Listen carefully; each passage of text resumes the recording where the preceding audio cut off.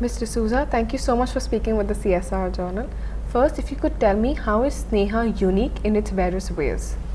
So SNEHA is an NGO that works to improve the health of women and children.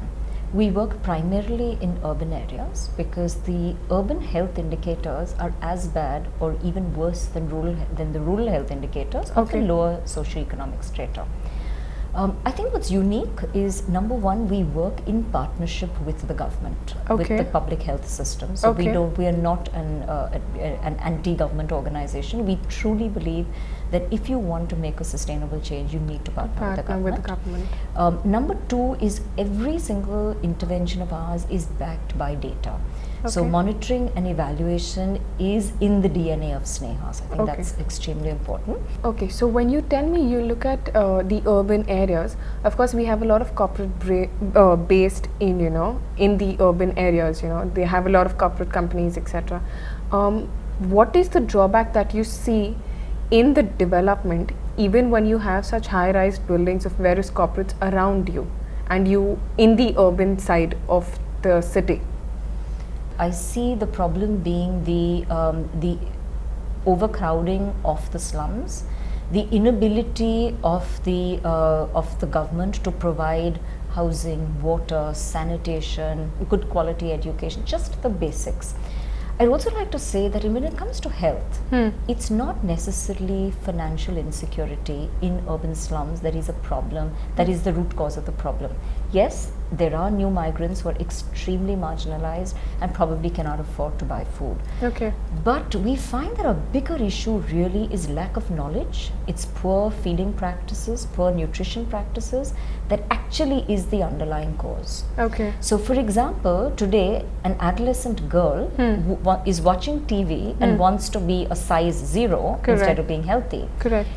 A mother finds it easier to cook a packet of noodles or to give her child 5 rupees to buy some snacks, which is zero nutrition value, in fact cuts the child's appetite. And instead of feeding her simple dal chawal.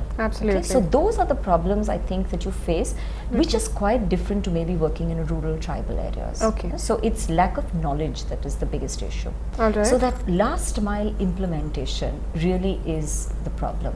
So how do we train them? So they get a lot of technical training, what do you need to feed the child, how many meals a day.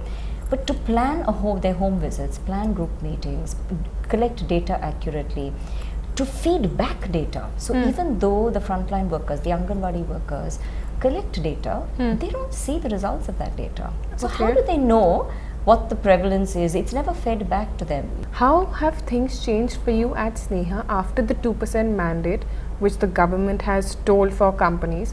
How many people have approached you? How has your cost changed? How have things changed for you after the mandate? So I think it's changed considerably. One, the composition of our donor base has changed significantly. So earlier we were funded primarily by foundations, international foundations, and some family foundation, Indian family foundations.